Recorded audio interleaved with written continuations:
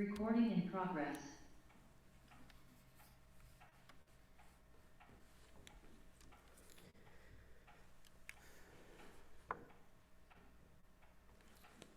I'm going to jump all over the place in an uncharacteristic way in my message this morning. So I'm going to start first with a story rather than a scripture reading.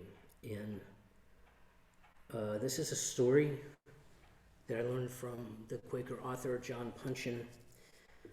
It was a long time ago. He told this story in class, and I am not quite sure whether it was a story that friends in Britain accepted as being truthful or whether it was a story that was a parable, or whether it was both.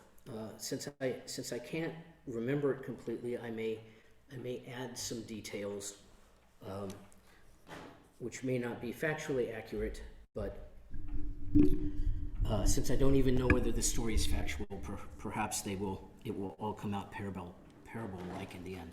Anyway, there was a small village in Britain where there had been a small meeting for a long time, and it had gradually diminished in population until finally there was just one very old man and his herding dog who used to attend the meeting every Sunday. And it was them, just the two of them, every Sunday at 10 o'clock for a number of years. And then he died. And the dog was taken in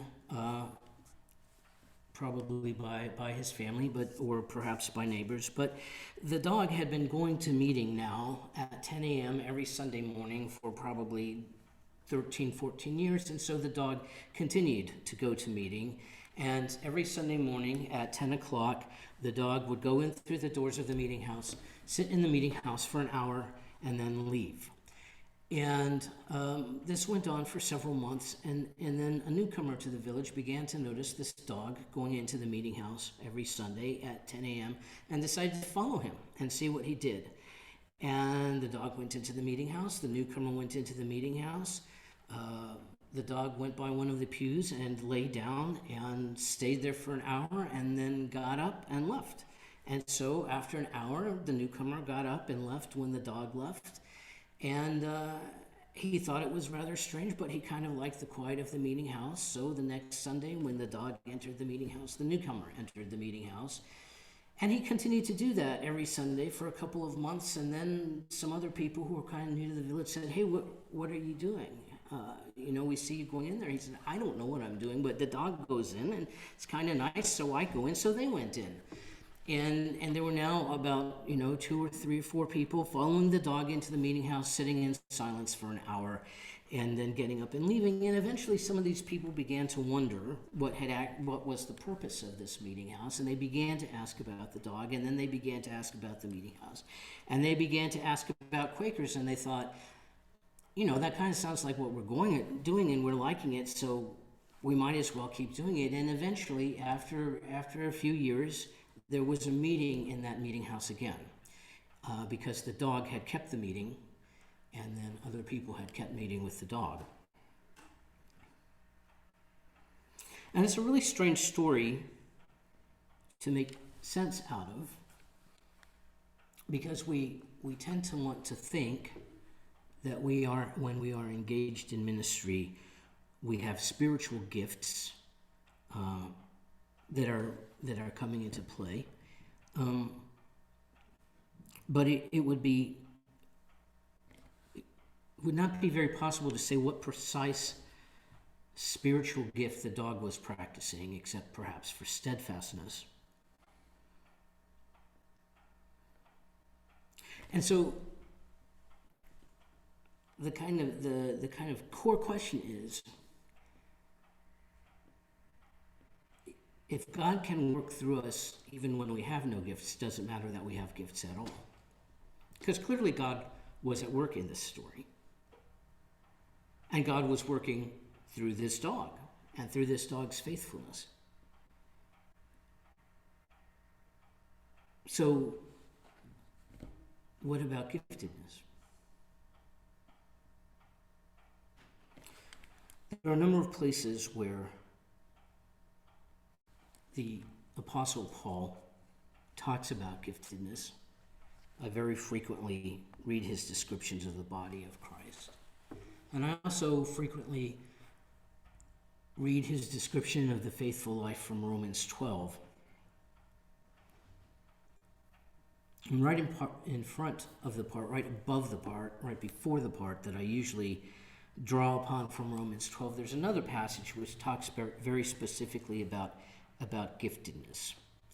And Paul writes in Romans 12, "We have gifts that differ in accordance with the grace that has been given to us, and we must use them appropriately. If it is prophecy, we must prophesy according to the pattern of the faith. If it is serving, we must work at our serving. If teaching, we must work at our teaching. If exhortation, we must work at our exhortation. If giving, with generosity. If leading, with energy. If doing acts of kindness, with cheerfulness."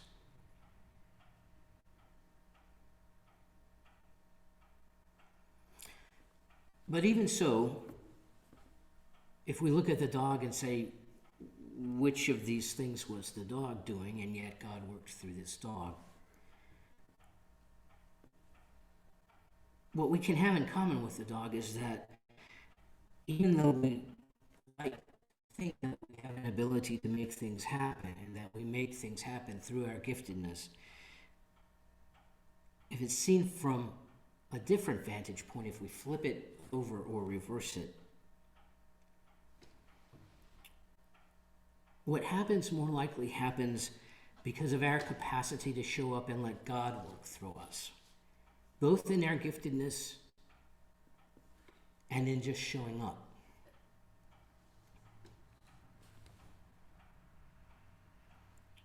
There's not a great word for just showing up. It could be steadfastness. It could be perseverance. It could be faithfulness. But just showing up and being there is the fundamental virtue that we have to practice before any of our giftedness matters at all.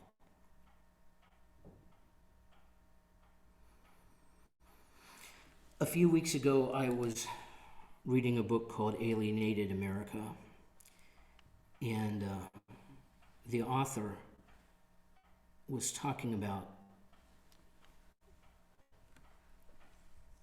some of the things that you learn at a 40-hour-a-week job that you don't even know that you're learning.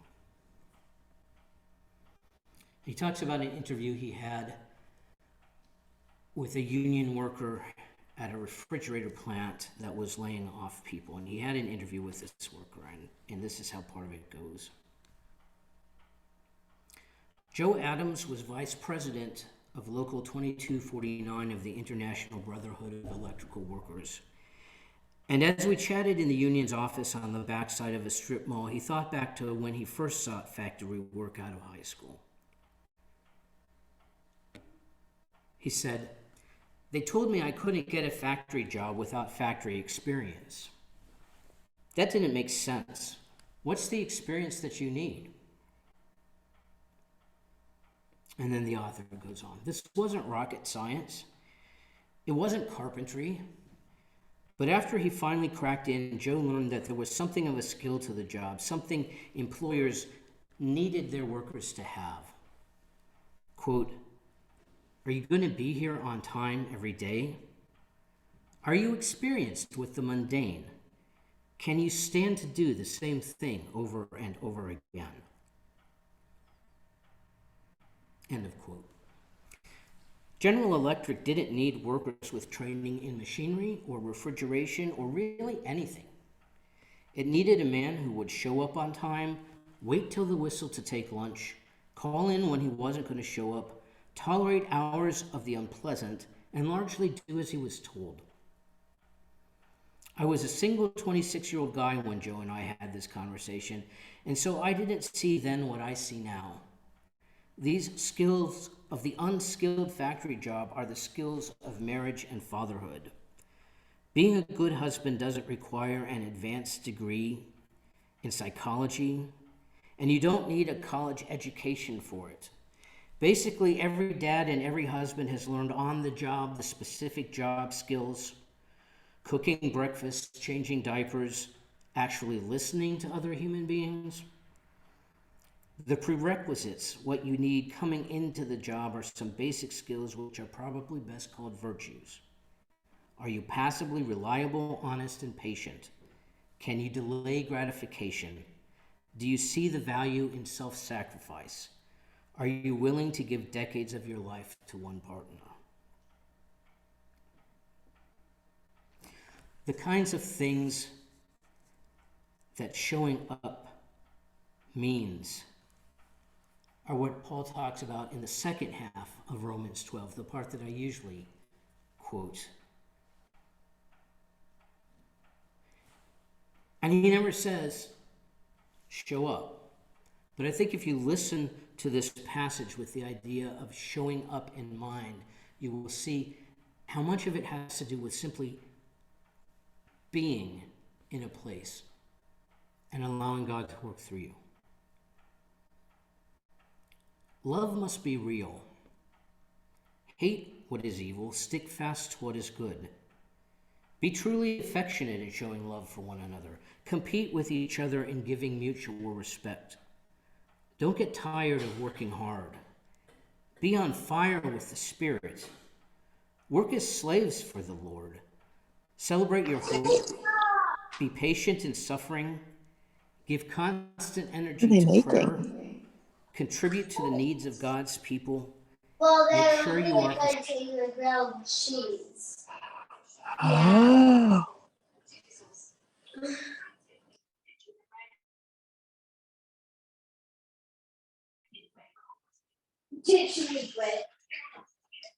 It's a good show for you, Mom. You don't know how to bake stuff. Mario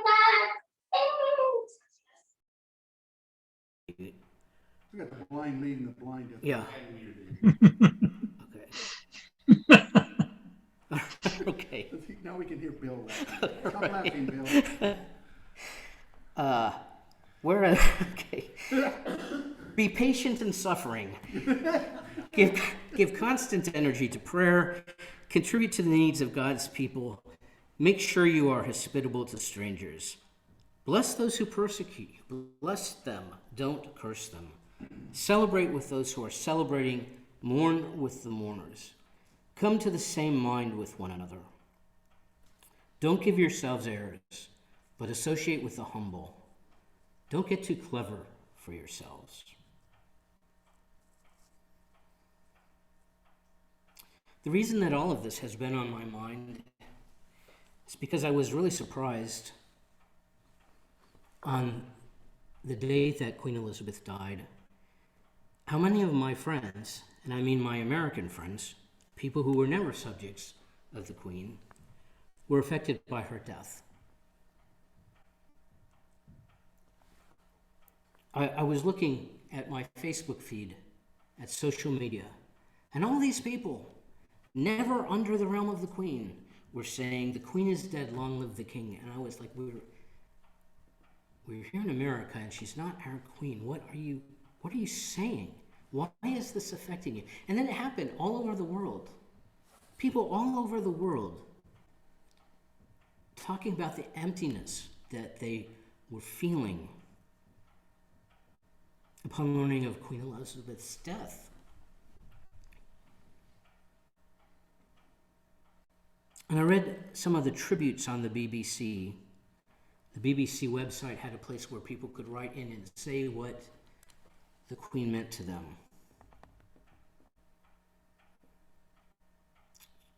And over again, what she meant to them was that she was somebody who showed up and was always there. One person wrote, "It just hit me quite hard yesterday when I thought, I will wake up for the first time in my life and she won't be Queen." Somebody else said, "She was that maternal figure, everyone's maternal figure, the granny we all had that we never thought would die, that sort of comforting feeling there's always someone looking over you, watching over you. So it's quite sad now she's gone.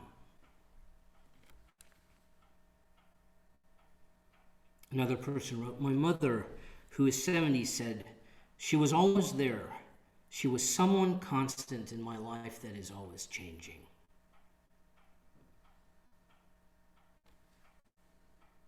Another person wrote, my mother passed away when I was 11. When I felt sad or alone at school, I would look up to see the framed portrait of Her Majesty the Queen. It comforted me, since my mother wore her hair in a similar style, and I felt like a mother was always there with me. I will always be grateful for that comfort.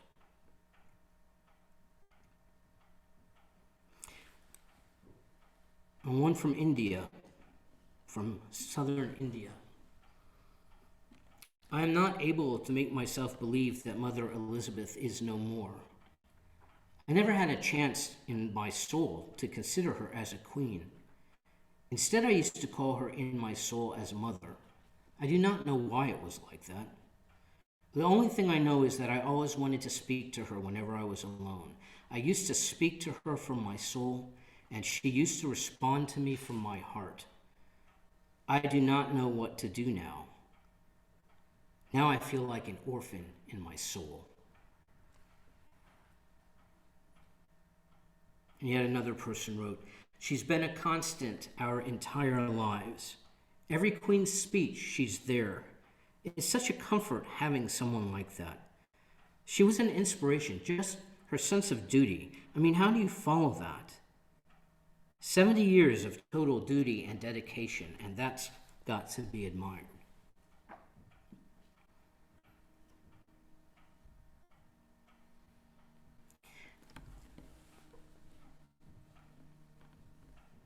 It amazed me how powerful simply the act of showing up has been to all these people. She showed up where they were sometimes, or on the radio, or on TV. She showed up, and she was kind, and she paid attention. And I haven't begun to read all the people who said when you met her, you felt like she really saw you. When she spoke to you, you knew that she was speaking to you.